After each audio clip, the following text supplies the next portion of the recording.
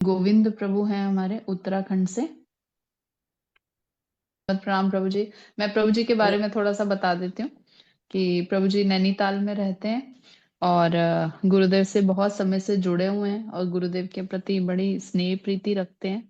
और हमेशा ये एक वो हमेशा प्रयास करते हैं कि किसी तरह से गुरुदेव इनके स्थान पे जाएं और सब भक्तों को गुरुदेव का संग मिले, इसके लिए बहुत प्रयास कर भी रहे हैं।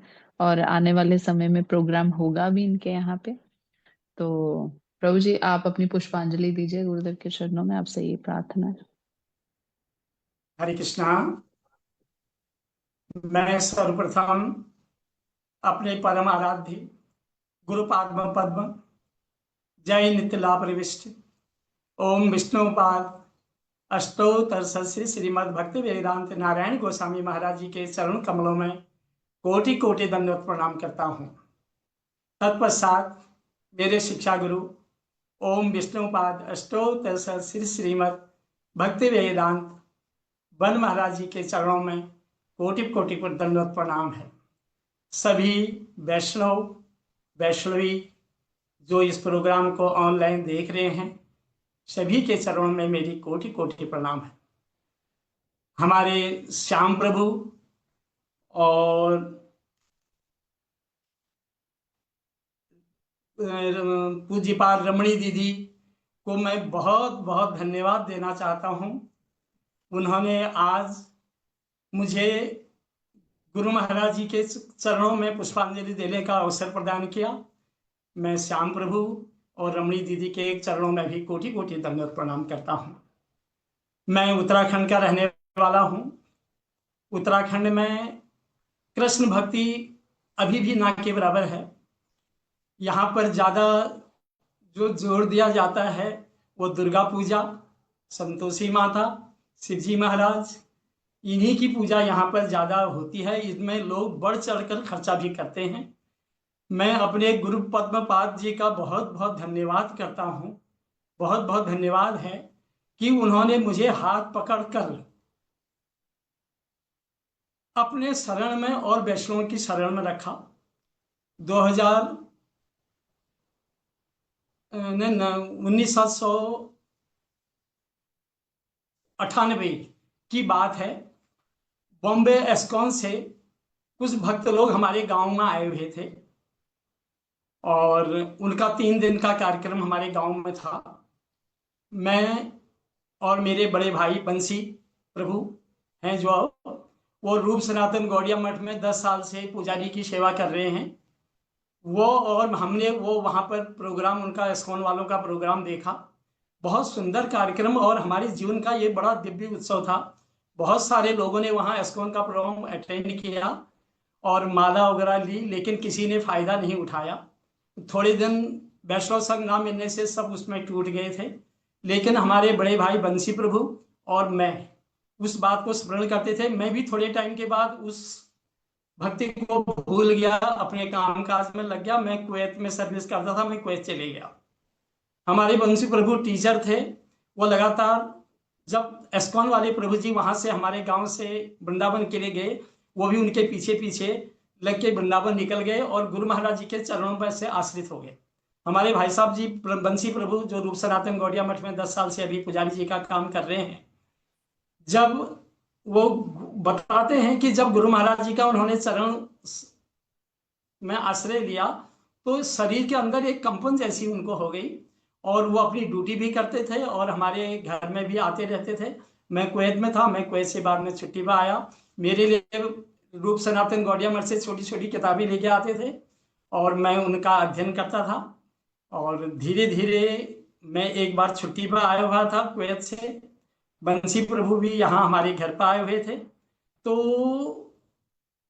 एक लिफ्ट ने मेरा जीवन परिवर्तित कर दिया। मैं अपनी एक हकीकत की जो स्टोरी है वो आपके सामने थोड़ा सा बताना चाहता हूँ कि एक लिफ्ट की वजह से मैं गुरु महाराज जी के चरणाश्रय हो गया। मैं लिफ्ट का काम करता हूँ, मैं लिफ्ट सुपरवाइजर हूँ। और जब मैं छुट्टी पर कुवैत से आया था तो मेरे को यहाँ पर एक मेडिकल कॉलेज है, मेडिकल कॉलेज से वहाँ पर 7-8 लिफ्टें थी। वो बहुत लंबे टाइम से बंद पड़ी थी। बहुत सारे इंजीनियर वहाँ पर वो लिफ्ट को ठीक करने आए और वो लिफ्ट ठीक होना तो दूर, वो अपने उससे हटी तक नहीं।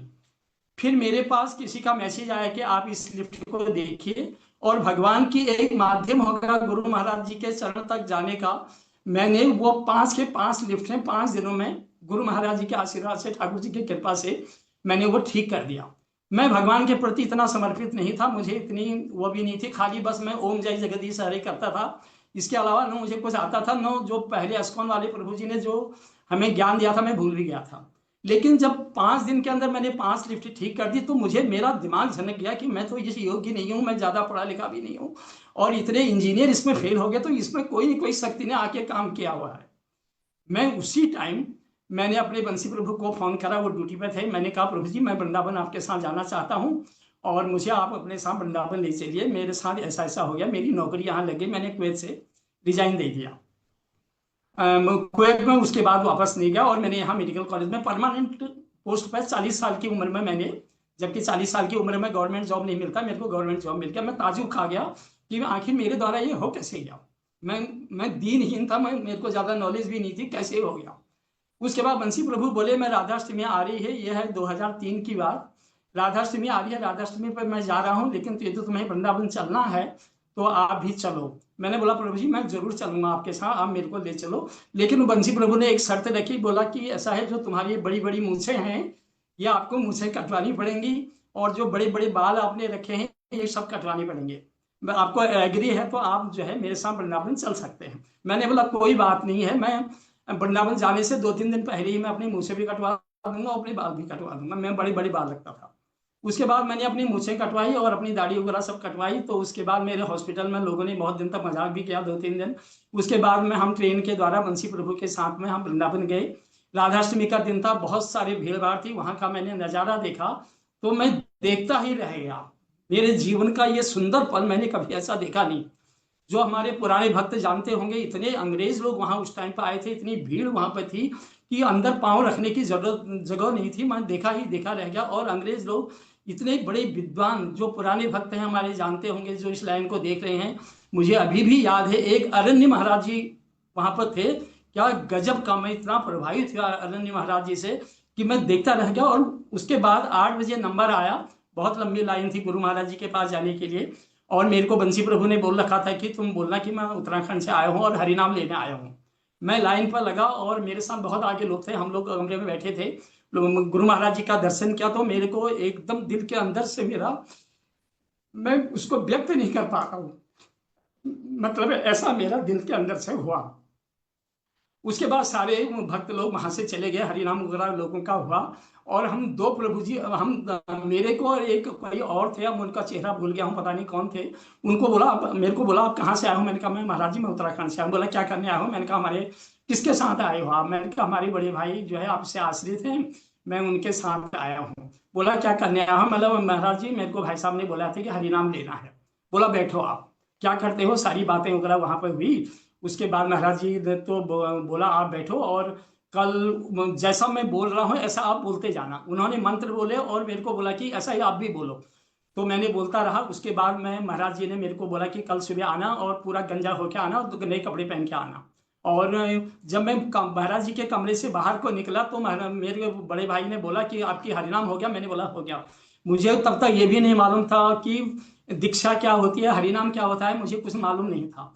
तो जब वो एक पर्चा मेरे को दिया महाराज जी ने, और एक माला दी, एक कंठी माला दी, बोला पगले तेरी तो ये जो है दीक्षा हो गई है, तेरे को तो दीक्षा के मंत्र मिले हैं। मैंने बोला दीक्षा यही होती है क्या? मेरे को कुछ नहीं मालूम। बोला तेरी दीक्षा हो गई है। दूसरे दिन महाराज जी ने बोला था कि आप पूज्यपाद बन महाराज जी से संपर्क करना और तुम्हारा हवन होगा, और कुछ खाली पेट रहना और ऐसे ही आना। मैं दूसरे दिन जल्दी से केशव जी गौड़िया मठ में आया और पूज्यपाद बन महाराज जी के पास गया। बड़े आदर के सम्मान के साथ, मैं वो सीन भूल नहीं सकता हूँ। एक महाराज जी का एक छोटा सा कमरा था, और छोटे से कमरे के अंदर हम वहां गए। महाराज जी ने मेरे को बिठाया, सारी बातें हुई और बोला कि अब आपका जो है बोला हम इसमें हवन में बहुत समय लगेगा, आपको भूख तो नहीं लगेगी? एक मजाक महाराज जी ने करा। मैंने बोला नहीं महाराज जी मुझे भूख नहीं लगेगी। बोला इसमें टाइम लगता है। मैं उस सीन को अभी भी नहीं भूलता हूँ। महाराज जी ने 3 घंटे हवन में लगाए, 3 घंटे उन्होंने हवन में लगाए, और हम 2 ही लोग थे। आजकल तो अब ये जैसे कार्तिक वगैरह में होता है तो सार्वजनिक हवन हो जाता है। हम लोग 2 ही लोग थे और महाराज जी ने 3 घंटे इतने, और बीच बीच में महाराज जी बड़े मजाक भी करते थे, आपको भूख लग गई, आपसे बैठा नहीं जा रहा है, तो ऐसा मजाक करते थे। मैंने कहा महाराज जी हमें कुछ नहीं है।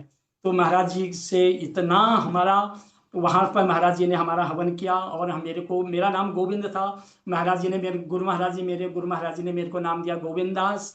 उसके बाद ये सिलसिला चलता रहा। महाराज जी फिर मेरे को बोले उत्तराखंड में तो मैं भी आया हूँ। मैंने कहा महाराज जी मैं तो हल्द्वानी में रहता हूँ उत्तराखंड के अंदर, आप कौन सी जगह आए थे? बोला मैं भिक्षा करने वहां आते थे। मैंने बोला कौन सी जगह आते आते थे महाराज जी? वो कहने लगे हम रुद्रपुर में आते थे, और रुद्रपुर में हम भिक्षा चावल का भिक्षा करने के लिए आते थे, और अब आप वहां प्रचार करो। मैंने बोला महाराज जी अब मैं तो अभी आज पहली बार ही आया हूँ, मैं कोशिश करूंगा। और फिर उन्होंने सारा पूछा क्या करते हो, कैसा करते हो। लेकिन इतने बड़े गुरु महाराज जी और उनकी दीनता, और कभी भी गुरु महाराज जी मेरे को मिलते थे, जैसे हम आते थे, ज्यादा समय हम नहीं आ पाते थे क्योंकि मेरे को ड्यूटी फिर उसके बाद मेडिकल कॉलेज में मिल गई थी। तो जब भी मुझे समय मिलता मैं इसमें आता, जैसे जन्माष्टमी का महोत्सव है, कार्तिक का है, झूलन का है, महाराज जी कहीं भी मिलेंगे, महाराज जी मेरे से पूछते आपने प्रसाद पाया, प्रसाद लिया नहीं लिया, और घर में सब ठीक है। इतने प्रेम से पूज्यपाद महाराज जी मेरे साथ बोलते थे, मैं उसका व्यक्त नहीं कर सकता हूँ। कितने बिजी रहते थे, कितने बिजी रहते थे। उसके बाद भी पूछेंगे कोई दिक्कत तो नहीं हुई, आपके रहने की व्यवस्था हो गई है? और मैं बोलता था हाँ महाराज जी रहने की व्यवस्था हो गई है और सब ठीक है। और अभी समय भी हो रहा होगा, एक बार की बात है, हम बोल ही देता हूँ थोड़ा 1-2 मिनट और। एक बार हम केशव जी गौड़िया मठ में गए थे, तो पूज्यपाद वन महाराज जी ने बोला आपके रहने की व्यवस्था हो गई है? जन्माष्टमी की बात थी। मैंने बोला महाराज जी अभी तो व्यवस्था नहीं हुई, मेरी माता जी भी मेरे साथ थी। मैंने कहा मैं जो है हो जाएगी व्यवस्था, कोई ऐसी बात नहीं है। महाराज जी ने उसी टाइम किसी भक्त को बोला, और उधर मठ के बगल में ही गोयल गोयल इंटरप्राइजेस करके कोई था, वहां रहने की व्यवस्था करी थी, बोला इनको वहां छोड़ के आओ। और मतलब मैं, मेरे को दिल में ये हुआ कि जो चीज मैं ये सोच रहा था कि यहाँ रहने की व्यवस्था शायद नहीं होगी, और मैं सीधे वृंदावन जाऊंगा, वृंदावन से ही सुबह आऊंगा। लेकिन महाराज जी ने मेरे दिल की बात को, जो मेरे दिल की बात को रख ली। मैं यही सोच रहा था कि बूढ़ी माता जी को लेके मैं कहाँ वृंदावन जाऊंगा, लेकिन महाराज जी ने तुरंत मेरे दिल की बात कर दी। बोला जाते ही मेरे को ये बोला बोला रहने की व्यवस्था होगी। मैंने बोला महाराज जी अभी तो नहीं हो जाएगी, कोई बात नहीं। महाराज जी को मैंने ये नहीं बोला कि मैं वृंदावन जाऊंगा, ये जाऊंगा, रूप सनातन में जाऊंगा। तो उतने में ही मेरा वो एक प्रभु जी आए और मेरा बैग पकड़ा और बोला कि गोयल जी के वहां आपको रहना है। और मेरे को, मैं उसी दिन से मैं मान गया कि कितने अंतर्यामी जो भक्त के दिल की बात को समझ जाते हैं, मैं व्याख्यान नहीं कर सकता हूँ। और भगवान से विनती करता हूँ कि चाहे मैं इस योग्य नहीं हूँ आज रमणी दीदी और श्याम प्रभु जी की कृपा से कहने को, मेरे दिल के भाव कहने का मुझे अवसर मिला, मैं बहुत बहुत धन्यवाद करता हूँ। और गुरु महाराज जी के चरणों में मैं विनती करता हूँ कि मैं किसी भी योनि में रहूं, और आपका साथ मुझे जिंदगी भर मिलता रहे। और जैसे खींच के मुझे, ये मैं संसार में फंसा हुआ था, अपने अपने चरण में मुझे रखा, ऐसे ही किसी भी योनि में मैं रहूं मुझे अपने चरणों में जिखा दें। और महाराज जी का ये गाना मुझे बहुत पहले से, राधे राधो नाचे कृष्ण नाचे नाचे गोपीनाथ, ये मुझे बहुत पसंद आता है। मैं इसको जब गाने को सुनता था तो मेरे आंखों में आंसू आ जाते थे कई बार। और अभी समय हो गया है, मैं ज्यादा समय नहीं लेकिन इतना ही गुरु महाराज जी के चरणों में पुष्पांजलि देना चाहता हूँ। इसमें कोई भी त्रुटि हुई हो मैं क्षमा मांगता हूँ, गुरु महाराज जी से क्षमा मांगता हूँ, सारे वैष्णवों से क्षमा मांगता हूँ। हरे कृष्ण कृष्ण कृष्ण हरे हरे, हरे राम राम राम हरे हरे। हरे कृष्णा प्रभु जी, आपने हरे बड़ी कृष्ण। सुंदर पुष्पांजलि की, बहुत ही सुंदर पुष्पांजलि दी।